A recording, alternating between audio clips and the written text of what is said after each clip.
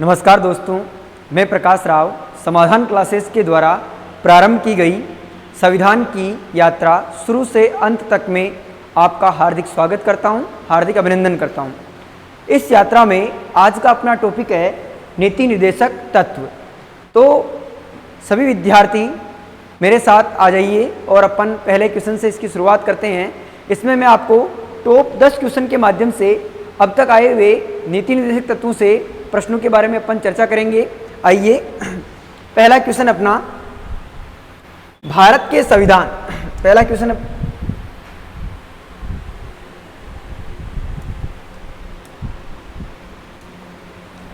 भारत के संविधान में नीति निर्देशक तत्व कहां से लिए गए? ऑप्शन ए है आयरलैंड के संविधान से, ऑप्शन बी है अमेरिका के संविधान से, ऑप्शन सी है कनाडा के संविधान से और ऑप्शन डी है फ्रांस के संविधान से। तो प्यारे विद्यार्थियों, इस प्रश्न का अपने आंसर है आयरलैंड से। अगर मैं बात करूं नीति निर्देशक तत्वों की, तो ये नीति निर्देशक तत्व भारतीय संविधान के किस भाग में रखे गए हैं?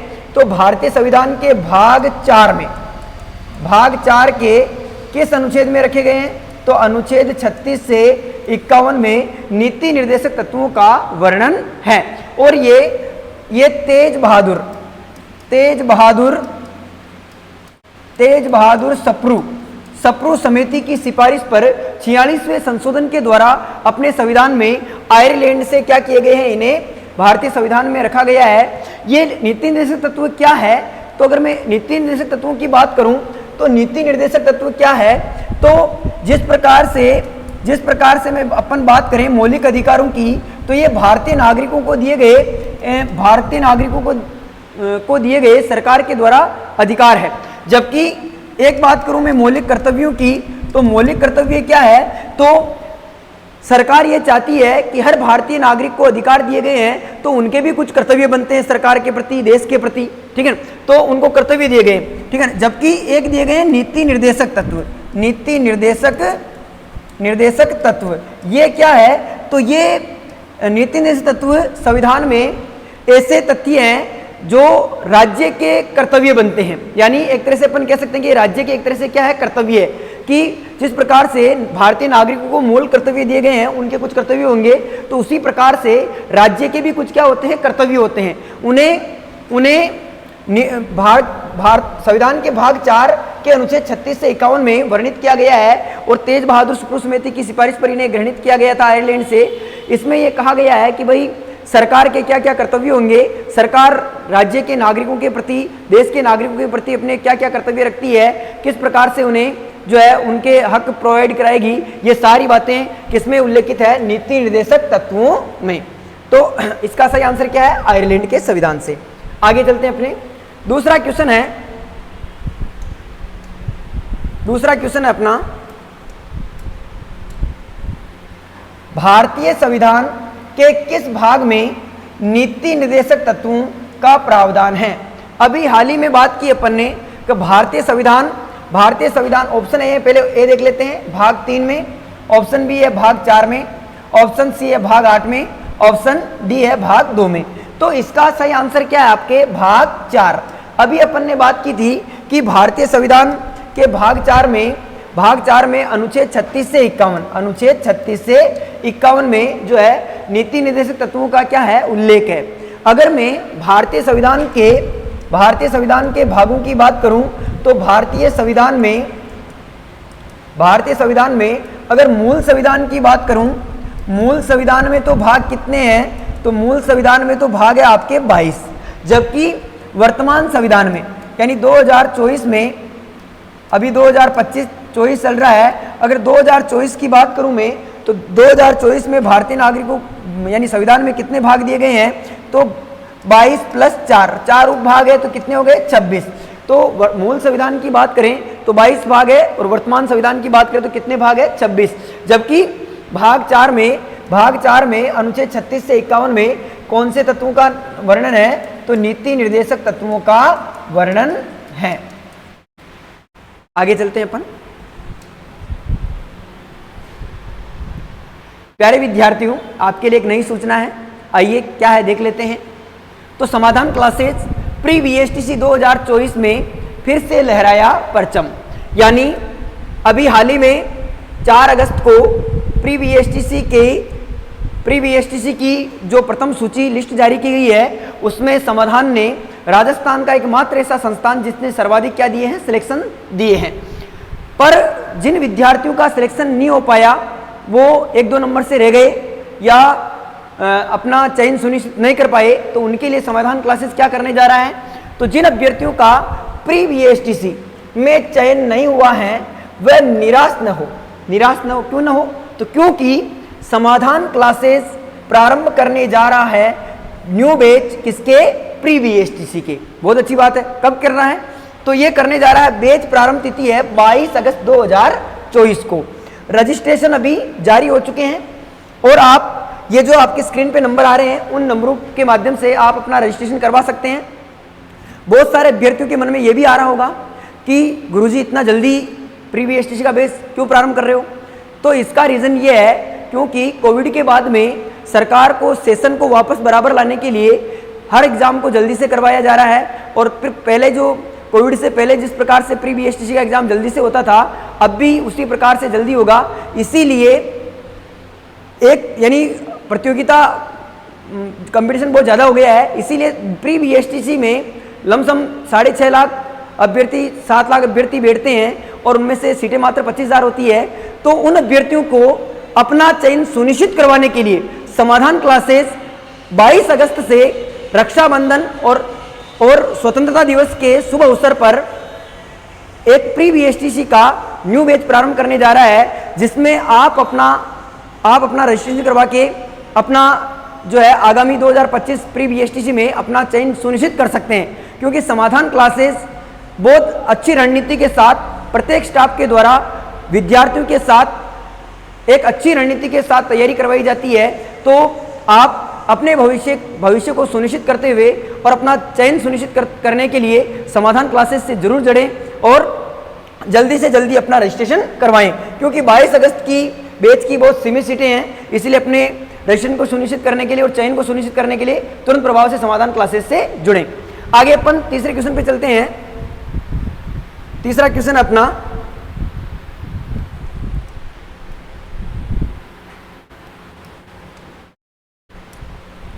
गांधीवादी सिद्धांत से असंबद्ध भारतीय संविधान का अनुच्छेद कौन सा है?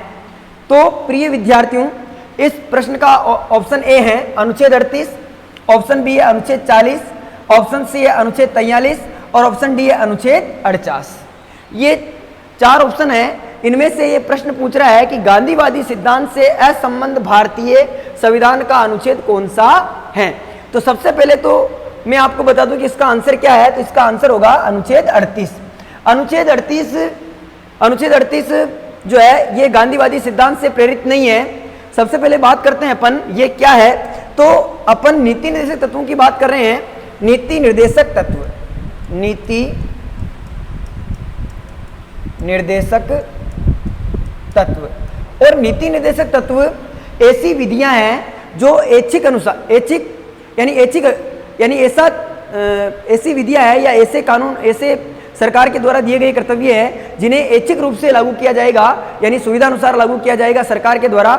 ये अनिवार्य विधियां नहीं है। जिस प्रकार से मौलिक अधिकार अनिवार्य विधियां है, उस प्रकार से ये अनिवार्य विधियां नहीं है। ये आदर्शात्मक विधियां हैं, ये सकारात्मक विधियां हैं और ये ऐच्छिक विधियां हैं।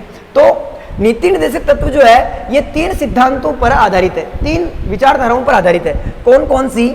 नंबर 1 गांधीवादी विचारधारा, गांधीवादी विचारधारा। दूसरा आपके समाजवादी विचारधारा और तीसरा आपके उदार बौद्धिकवादी विचारधारा। वादी का मतलब विचारधारा। तो गांधी जी से संबंधित गांधी जी के विचारधारा पर जो इसमें अनुच्छेद है नीति निर्देशक तत्वों में, वो तो किससे संबंधित है? गांधी विचारधारा से। जो समाजवाद से प्रेरित है वो किससे है? समाजवादी विचारधारा से। और जो उदार बौद्धिकवाद से जो है संबंधित है वो किस विचारधारा से संबंधित है? उदार बौद्धिकवादी विचारधारा से संबंधित है। अगर अपन बात करें गांधीवादी विचारधारा की, तो गांधीवादी विचारधारा से कौन कौन से अनुच्छेद रिलेटेड है, तो एक तो अनुच्छेद 41 है, एक आपका अनुच्छेद 43 है, एक अनुच्छेद आपका 48 है। इसके अलावा और भी आपके जैसे अनुच्छेद 47 है, अनुच्छेद 47 है, वो भी किस विचारधारा से संबंधित है आपका, तो गांधीवादी विचारधारा से संबंधित है। इसके अलावा और देखें अपन तो एक अनुच्छेद है इसमें आपके समाजवादी विचारधारा से अनुच्छेद 39, अनुच्छेद 42, अनुच्छेद 42, अनुच्छेद 43 और अनुच्छेद 46 और अनुच्छेद 47, अनुच्छेद 49 और 49। और उदार बौद्धिकवादी विचारधारा से कौन कौन से संबंधित है, तो इससे संबंधित है आपके एक तो अनुच्छेद 44, एक अनुच्छेद 45, एक अनुच्छेद आपके 48, एक 49, ये 48 नहीं आएगा इसमें, 49, 50 और एक 51। तो उदार बौद्धिकवादी विचारधारा से जो संबंधित अनुच्छेद है वो 44 है, जिसमें समान नागरिक संहिता की बात की गई है, ठीक है। और अनुच्छेद 45 में 0 से 6 वर्ष के बच्चों के लिए राज्य निःशुल्क शिक्षा का जो है प्रबंधन करेगा, ये बात लिखी हुई है।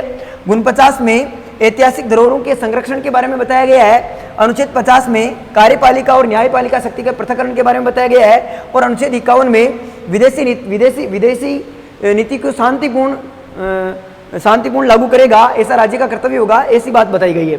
जबकि अगर बात करें अनुच्छेद 39 की, तो इसमें राज्य के द्वारा जो है निःशुल्क विधिक सहायता के बारे में बात की गई है।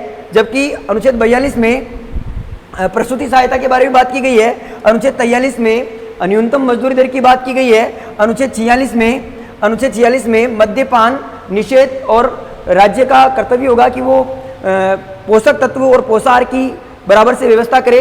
और अनुच्छेद 47 जो है ये किससे संबंधित है आपके, तो ये आपके अनुच्छेद 47 जो है ये आपके ऐतिहासिक धरोहरों से समाप्ति में मद्यपान निषेध और पोषाहार की व्यवस्था कौन करेगा, राज्य करेगा। इससे क्या है आपके संबंधित है। जबकि अनुच्छेद 46 जो है इसमें एससी व एसटी के लिए आर्थिक प्रबंधन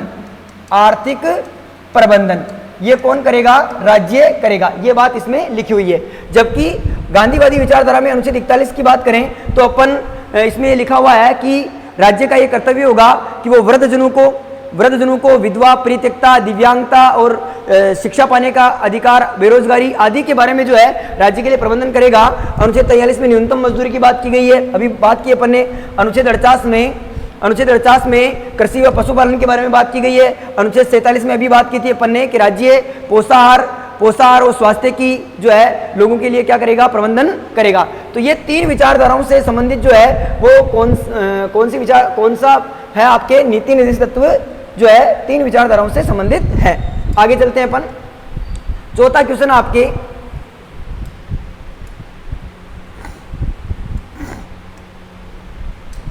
है संविधान के किस भाग में जन कल्याणकारी राज्य की अवधारणा को विस्तार से उल्लेखित किया गया है। तो ऑप्शन ए है प्रस्तावना, ऑप्शन बी है मूल अधिकार, ऑप्शन सी है मूल कर्तव्य और ऑप्शन डी है नीति निर्देशक तत्व। तो अगर बात करें अपन तो इसका डी आंसर सही है। अगर मैं बात करूं प्रिय विद्यार्थियों प्रस्तावना की, तो प्रस्तावना में क्या बातें लिखी हुई है, तो प्रस्तावना में अपने संविधान निर्माता जितने भी संविधान निर्माता हुए यानी संविधान सभा में जितने भी सदस्य थे उनके जो विचार थे उसको इसमें क्या किया गया है, समाहित किया गया है प्रस्तावना के अंदर। मूल अधिकार की बात करूं मैं तो मूल अधिकार संविधान के भाग 3 में अमेरिका से लिए गए हैं और मूलतः मूल अधिकार 7 थे, लेकिन अनुच्छेद 31 से संपत्ति का अधिकार हटा दिया गया तो वर्तमान में 6 अधिकार दिए गए हैं अपने को। तो भारतीय नागरिकों को कितने अधिकार दिए गए, तो 6 अधिकार दिए गए हैं। और मूल कर्तव्यों की बात करूं मैं तो ये भाग 4 कै, ये भाग 3 और ये भाग 4 कै के अनुच्छेद 51 कै में मूल कर्तव्य या मौलिक कर्तव्य दिए गए हैं, जो किसके लिए हैं कि भाई देश के नागरिकों के लिए, देश के नागरिकों का क्या देश के प्रति कर्तव्य होगा, ये बात बताई गई है। जबकि नीति निर्देशक तत्व का जो है या आयरलैंड से लिए गए हैं भाग 4 के अनुच्छेद 36 से 51 में ये क्या है वर्णित है। और नीति निर्देशक तत्व क्या है, तो एक तरह से देश के द्वारा यानी देश के क्या कर्तव्य होंगे राज्य के प्रति, वो बातें इसमें बताई गई है। यानी राज्य के नागरिकों के प्रति देश का क्या कर्तव्य होगा, राज्य का क्या कर्तव्य होगा, ये किस में बताया गया है, नीति निर्देशक तत्वों में। तो इसका सही आंसर क्या है, नीति निर्देशक तत्व। यानी जन कल्याण की बात किसमें की गई है, नीति निर्देशक तत्वों में की गई है। आगे 5वां क्वेश्चन चलते हैं अपन।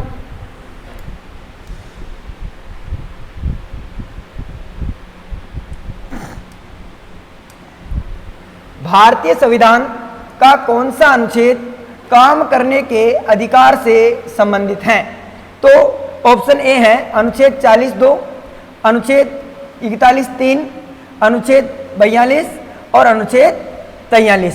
तो अगर मैं बात करूं आपके यहाँ पर, तो अनुच्छेद 43 में तो न्यूनतम मजदूरी की बात की गई है, न्यूनतम मजदूरी दर की बात की गई है, जबकि अनुच्छेद 42 में प्रसूति सहायता के बारे में बात की गई है, प्रसूति सहायता। और अनुच्छेद 40 में ग्राम पंचायतों की बात की गई है, ग्राम पंचायतों के गठन के बारे में महात्मा गांधी के सागरवर्तीयता के सिद्धांत के अनुसार यानी जो है प्रशासन है वो यानी ग्राम पंचायतों का जो शासन है वो गांवों से शहर की ओर होगा, ऐसी बात बताई गई है। जबकि अनुच्छेद 41 में, अनुच्छेद 41 ये आपका क्या है, सही आंसर है। और इसमें लिखा हुआ है, इसमें लिखा हुआ है कि राज्य का कर्तव्य होगा, राज्य का कर्तव्य होगा, क्या कर्तव्य होगा, राज्य का कर्तव्य होगा कि वो एक तो काम पाने के लिए मजदूरी, बेरोजगारी और शिक्षा, दिव्यांगता और वृद्धावस्था या बुढ़ापा भी लिख सकते हो आप, वृद्धावस्था आदि की स्थिति में राज्य का यह कर्तव्य होगा कि वो लोगों के हित में, उनके कल्याण के लिए, उनको रोजगार देने के लिए क्या करेगा, कार्य करेगा। यानी उनके इसका ही राज्य का क्या होगा, कर्तव्य होगा। तो ये किसमें लिखा हुआ है, अनुच्छेद 41(3) में। आगे चलते हैं अपन। 6वां क्वेश्चन आपका, भारतीय संविधान का कौन सा अनुच्छेद गोवध निषेध से संबंधित है। तो ऑप्शन ए है अनुच्छेद 47(2), ऑप्शन बी है अनुच्छेद 48(3), ऑप्शन सी है अनुच्छेद 48(क) और ऑप्शन डी है अनुच्छेद 49। तो अपन सबसे पहले बात करें अनुच्छेद 47 की, तो इसमें लिखा हुआ है कि राज्य नागरिकों के लिए पोषाहार व मद्यपान यानी पोषाहार की व्यवस्था करेगा, और मद्यपान यानी स्वास्थ्य की रक्षा के लिए मद्यपान यानी शराब आदि पर क्या लगाएगा, नशे की चीजों पर क्या लगाएगा, प्रतिबंध लगाएगा। जबकि अनुच्छेद 48(क) में लिखा हुआ है पर्यावरण व वन्यजीवों का संरक्षण। जबकि अनुच्छेद 49 में क्या लिखा हुआ है, ऐतिहासिक धरोहरों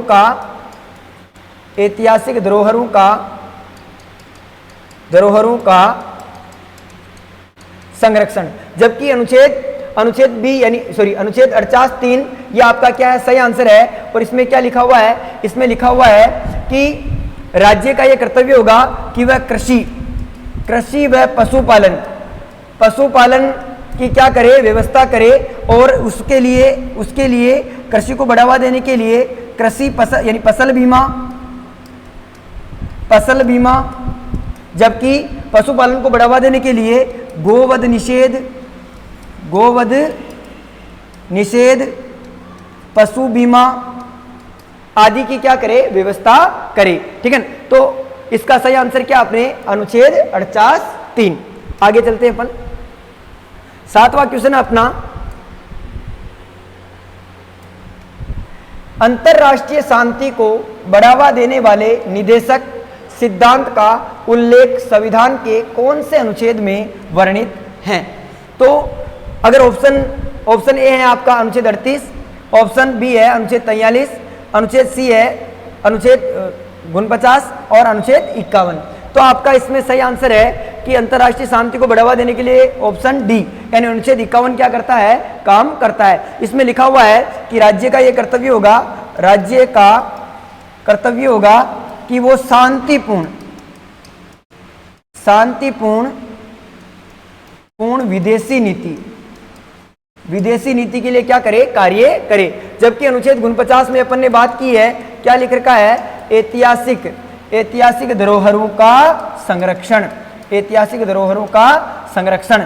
और अनुच्छेद 43 में न्यूनतम मजदूरी दर की क्या की गई है, बात की गई है, न्यूनतम मजदूरी दर। और अनुच्छेद 38 में निःशुल्क विधिक सहायता, निःशुल्क विधिक सहायता, या राज्य का, यानी राज्य का ये कर्तव्य होगा कि वो लोगों के लिए सामाजिक, आर्थिक और राजनीतिक न्याय का समानता से क्या करे, वितरण करे। तो ये अपना सही आंसर क्या है, अनुच्छेद 51, यानी डी आंसर अपना सही है। आगे चलते हैं, 8वां प्रश्न आपके, भारतीय विदेशी नीति से संबंधित अनुच्छेद कौन सा है। तो अभी हाल ही में बात की अपन ने, इसका सही आंसर क्या है, अनुच्छेद 48, ऑप्शन बी है अनुच्छेद 49, ऑप्शन सी है 50 और ऑप्शन डी है आपके 51। क्योंकि 51 में ही लिखा हुआ है कि राज्य शांतिपूर्ण विदेशी नीति अपनाएगा। अनुच्छेद 50 में लिखा हुआ है कार्यपालिका और न्यायपालिका शक्ति के बारे में, कार्यपालिका व न्यायपालिका शक्ति के पृथक्करण की क्या की गई है, बात की गई है, पृथक्करण की क्या की गई है, बात की गई है। जबकि अनुच्छेद 49 में ऐतिहासिक धरोहरों का, ऐतिहासिक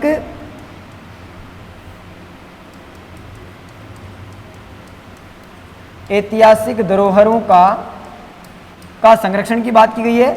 और अनुच्छेद 48 में आपके कृषि व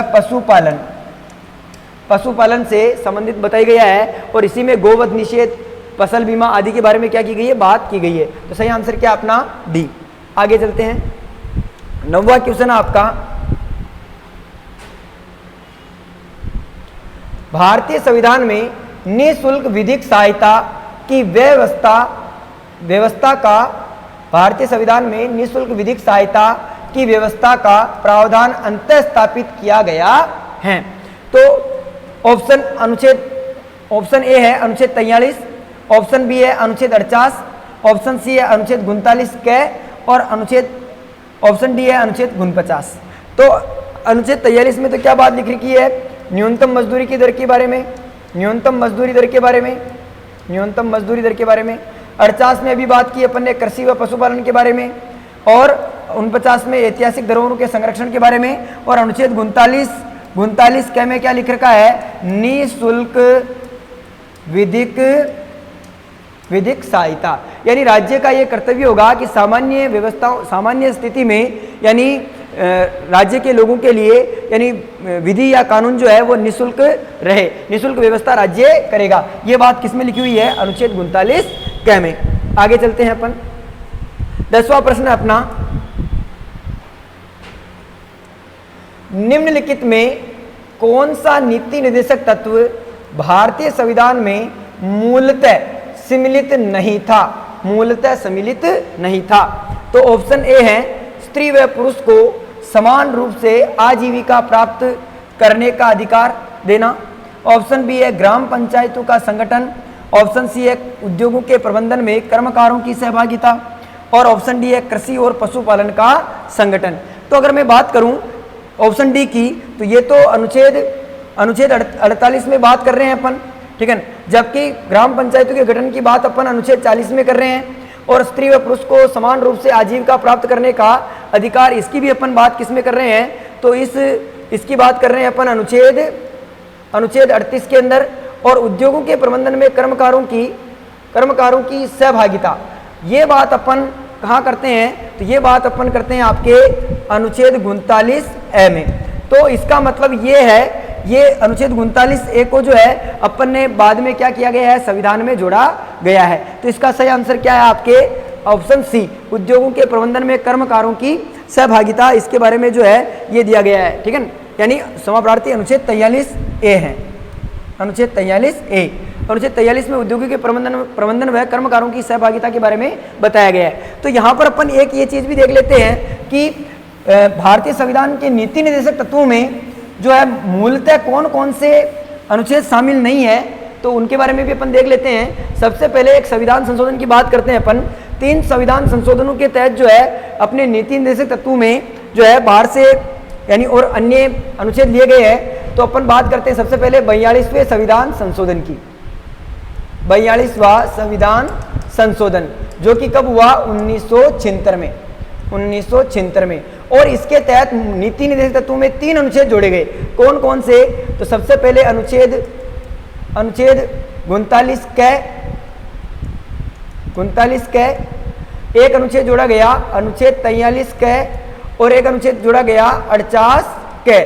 तो ये 3 अनुच्छेद इसके अंदर जोड़े गए। सबसे पहले बात करते हैं अपन अनुच्छेद 39 क की। तो अनुच्छेद 39 में क में क्या लिख रखा है? अनुच्छेद 39 क में लिख रखा है निःशुल्क विधिक सहायता, यानी राज्य जो है नागरिकों के लिए निःशुल्क विधिक सहायता का प्रबंधन करेगा। अनुच्छेद 43 में क्या लिख रखा है? तो उद्योगों के प्रबंधन में कर्मकारों की क्या होगी? सहभागिता होगी। और अनुच्छेद 48 क में क्या लिख रखा है? तो पर्यावरण व वन्य जीवों का संरक्षण की क्या की गई है? इसमें बात की गई है। तो एक तो आपके 3 अनुच्छेद तो यहां से जोड़े गए। अब अपन बात करते हैं नेक्स्ट 44वें संविधान संशोधन की। 44वें संविधान संशोधन 1978, 44वां संविधान संशोधन जो कब हुआ? 1978 में, 1978। और इसके तहत अपने संविधान में कितने अनुच्छेद जोड़े गए? तो आपके इसके तहत आपके संविधान में एक अनुच्छेद लिया गया। कौन सा? तो वो अनुच्छेद लिया गया 38 ख। और 38 ख में क्या लिख रखा है? तो 38 ख में लिख रखा है कि राज्य समान परिस्थितियों में कार्य करने वाले लोगों में असमानता को समाप्त करेगा। यानी एक तरह से समान परिस्थिति में कार्य करने वाले लोगों के लिए समान वेतन की क्या करता है? ये बात करता है, जो कि 44वें संविधान संशोधन 1978 के द्वारा लिया गया है। और उसके बाद में एक लास्ट संविधान संशोधन कौन सा है अपने, जिसमें और इसमें लिया गया है? तो 97वां संविधान संशोधन 2012। और ये है अनुच्छेद आपके अनुच्छेद 43 ख। और इसमें क्या लिया गया है? इसमें लिया गया है सहकारी समितियों का गठन, सहकारी समिति का गठन की क्या की गई है? बात की गई है। तो इस प्रकार से अपने नीति निर्देशक तत्वों में 3 संशोधन के तहत जो है अनुच्छेद और जोड़े गए हैं। सबसे पहले अपन ने बात की अनुच्छेद 42वें संविधान संशोधन 1976 के तहत 3 जोड़े गए थे। एक तो 39 क, 43 क और 48 क। और 44वें संविधान संशोधन के तहत एक जोड़ा गया था 38 ख। और 97वें संविधान संशोधन 2012 के तहत आपके कौन सा जोड़ा गया था? तो आपके 43 ख। तो इस प्रकार से आपके नीति तत्वों में अलग से और अनुच्छेद जोड़े गए थे जो मूलतः संविधान में नहीं थे। तो ये आपके आज के 10 क्वेश्चन थे जो आपके लिए वेरी जो है अच्छे ही बहुत महत्वपूर्ण है। तो आप इस क्लास को बार बार देख के अपनी तैयारी को और मजबूत कर सकते हैं। आप इसी प्रकार से आगे और क्लासें देखने के लिए समाधान क्लासेस के चैनल को सब्सक्राइब करें और शेयर करें। धन्यवाद। जय हिंद, जय भारत।